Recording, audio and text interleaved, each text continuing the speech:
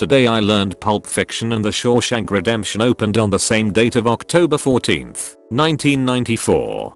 Both were nominated for 7 Academy Awards, with Pulp Fiction winning for Best Original Screenplay. Both movies gained cult status in the following years and are in the top 10 in IMDb's top 250 movies. Today I learned that certain random number generators use internal thermometers for input as the small fluctuations in CPU temperatures is extremely unpredictable. Today I learned giving a shot of ketamine to heavy drinkers after reactivating their drinking related memories led to a rapid decrease in urges to drink and a prolonged decrease in alcohol intake over 9 months. Today I learned that in Argentina, the 29th day of each month is Gnocchi Day, with almost all families eating gnocchi. The tradition started because the 29th of the month was just before payday, so money was tight and only potatoes and flour were left.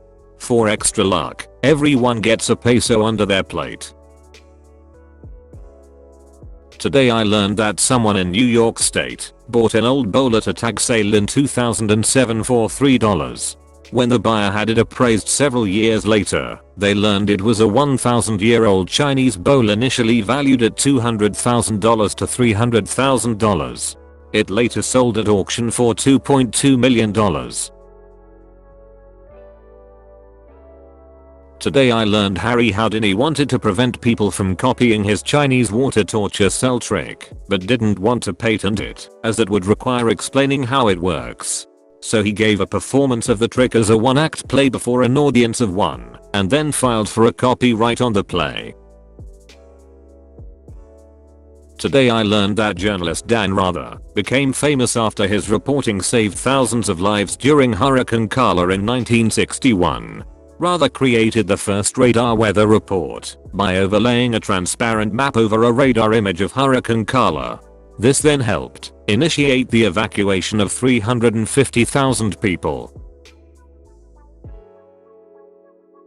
Today I learned that Anthony Kiedis, lead singer of the Red Hot Chili Peppers, saved a baby's life whilst filming Carpool Karaoke. A hysterical woman approached the set screaming, "My baby can't breathe." Kiedis calmly took the child and restored its breathing through CPR. He then resumed filming the show. Today I learned that after a small town food reviewer in her 80s was ridiculed online for her review of an Olive Garden, Anthony Bourdain stepped in and published a book of her food review column and wrote the foreword to it. Today I learned JFK was stranded on a desert island during WWII and eventually rescued thanks to a coconut he had carved a distress message into. He later displayed this coconut in the Oval Office. Today I learned about Horatio Nelson Jackson, who was the first person to drive across the continental United States, and he did it for a $50 bar bet. It took him just over 2 months, having to replace most of the parts on his car. When he got it to Vermont from SF, the drive chain snapped, pulling into the garage. Today I learned that giraffes have a blue tongue to protect them from sunburn, because they graze on the tops of trees for up to 12 hours a day in the direct sunlight. Their tongue contains melanin, the same pigment responsible for tanning. Today I learned that when future US President Lyndon B. Johnson was Senate Majority Leader, he instructed his staff to make his scotch and soda significantly weaker than his guests, so that he could keep a clearer head. Today I learned that the USSR's lead rocket scientist, Sergei Korolev, planted newspaper articles falsely suggesting approval for a Soviet space program. President Eisenhower responded by approving an American space program. This forced the Communist Party to approve the space program they previously denied. Today I learned in The Simpsons episode The Dad Who Knew Too Little, Homer gives his email as chunkilover53@aol.com. Writer Matt Selman registered it before broadcast and received emails from fans after the episode aired. Selman replied to many, coming up with clever responses for each one as Homer. Today I learned that in 2019, a nurse set the record for the fastest marathon in a nurse's uniform, but was originally rejected by Guinness World Records because she was wearing scrubs and pants, and not a blue and white dress, apron, and a nurse's cap. After backlash, they backed down and accepted her record. Today I learned the filmmakers of Shrek originally used All Star as a placeholder, intending to replace it, but DreamWorks executive insisted on the song itself being used. Smash Mouth was initially apprehensive about their song being used, but agreed after being impressed by an early screening of the film. Today I learned Linda Blair fractured her spine whilst filming The Exorcist, 1973, later suffering from scoliosis. Linda was rigged to a mechanical bed that shook her so violently, she broke her back. The shot was used in the final film and her screams of pain were real. Today I learned that the journalist Nellie Bly got bored of writing about fashion and gardening and instead went undercover in a mental asylum to expose the horrible conditions there. She later traveled around the world by balloon in record time. Today I learned in 1924, a Chinese American named Ben Fee was refused service at a San Francisco restaurant. He returned the next day with 10 white friends who each ordered the most expensive dish. Fee was again refused service. He then confronted his friends. They walked out, leaving the food unpaid for.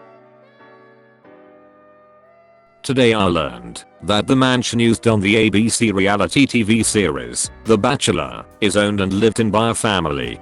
The family moves out and takes their furniture with them 2 times a year for 42 days of filming. This allows ABC to redecorate their house each season. Today I learned Italian speakers with dyslexia tend to have less severe reading impairment than English or French speakers due to Italian's simpler and more phonetic spelling. Today I learned profanities, vulgarities, and obscenities are all distinctly different from one another. Profanity relates to religious matters like blasphemy. Obscenity typically relates to sexual matters. Vulgarity is coarse language. Today I learned the third Nixon-Kennedy debate was remote, with Nixon in Los Angeles and Kennedy in New York. Today I learned that Neil Armstrong's barber sold Armstrong's hair for $3K without his consent. Armstrong threatened to sue the barber unless he either returned the hair or donated the proceeds to charity. Unable to retrieve the hair, the barber donated the $3K to a charity of Armstrong's choosing. Today I learned a dog saved his owner from choking to death on an apple slice by jumping on her chest until it was dislodged. He also licked her face to keep her from passing out. Today I learned that until 1885, vodka in Russia was usually only sold in buckets of 12.3 liters, 13 quarts. Today I learned in the 1790s, an Oxford student introduced using guano, bird poop, as fertilizer. He spread guano across the university lawn, using it to spell guano. The lawn was soon scrubbed, but when spring came, the word guano was clearly visible, growing higher and thicker than the rest of the grass. Today I learned there is a phenomenon where millions of people in Britain all simultaneously turn on their electric kettles during commercial TV breaks, causing massive power surges countrywide.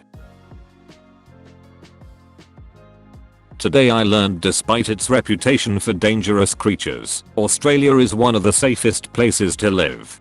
On average only 2 people die of snakebite per year, 1 from sharks and 0 from spiders, 1 death in 37 years. Today I learned that, in order to secure the TV rights for NFL games in 1993, Fox had to agree not to have Bart Simpson as a game day announcer. Today I learned there is a Sikh temple in Punjab, India that feeds tens of thousands of people per day for free regardless of your age, race, religion, or nationality, that is solely run by volunteers. Today I learned the scene in The Simpsons episode Cape Fear, where Sideshow Bob continuously steps on rakes, was actually creative padding to get the episode to its minimum length. Today I learned the secret formula for WD-40 is stored in a bank vault and has only left it twice. Once was on its 50th birthday when the CEO of WD-40 rode through Times Square on a horse with a suit of armor on and the formula in hand.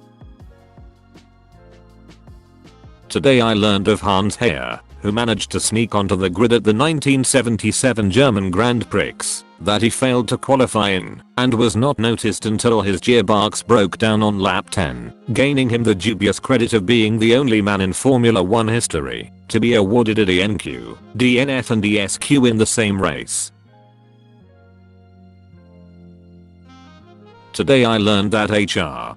Giger, the designer of the alien in Alien, once got stopped by Dutch customs because of his disturbing drawings, which they thought were photographs.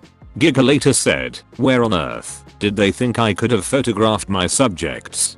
In hell, perhaps." Today I learned of Ross Rabagliati, Olympic snowboarder who was disqualified and stripped of his gold medal for testing positive for cannabis. This decision was later overturned, and his medal was given back. He now runs Ross Gold, a medical cannabis merchandise company, as well as a CBD consumables company. Today I learned when Pete Conrad, the third man in history to go on the moon, his first words when he landed were "Whoopee. Man, that may have been a small one for Neil, but that's a long one for me."